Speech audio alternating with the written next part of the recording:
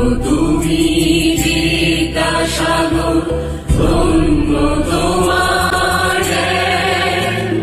বঙ্গমাতার গর্ভে তুমি ধন্য সুসন্তান।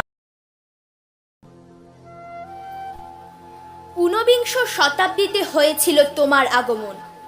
তোমার জন্যই বাল্য বিধবারা পেয়েছিল নতুন জীবন। তোমার হাত ধরেই বাঙালি বর্ণ পরিচয় হয় শুরু।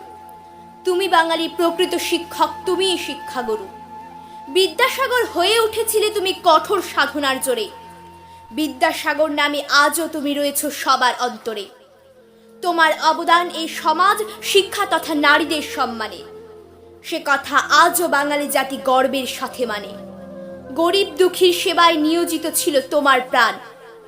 আজও স্মরণীয় দয়ার সাগর নামে তুমি মহাপ্রাণ। তোমার দেখানো পথেই নতুন যুগের সূচনা হয়। তোমার অবদান সমুদ্রের বিপুল জলরাশি হয়ে বয়। আজও তুমি রয়েছ প্রত্যেক বাঙালির ঘরে ঘরে। রয়েছ তুমি ঈশ্বর হয়ে প্রত্যেক বাঙালির মনোমন্দিরে। তবুও আজ লজ্জিত মোরা কিছু মানুষের কৃতকর্মের ফল। তোমার মহত্ব খাটো করতে চেয়েছিল আপন ক্ষমতা বলে। তাই আজ ক্ষমা প্রার্থনা করি মোরা করজোড়ে। ক্ষমা করে তোমার আশিস রেখো মোদের মাথার পরে।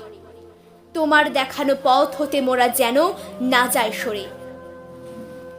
নমস্কার।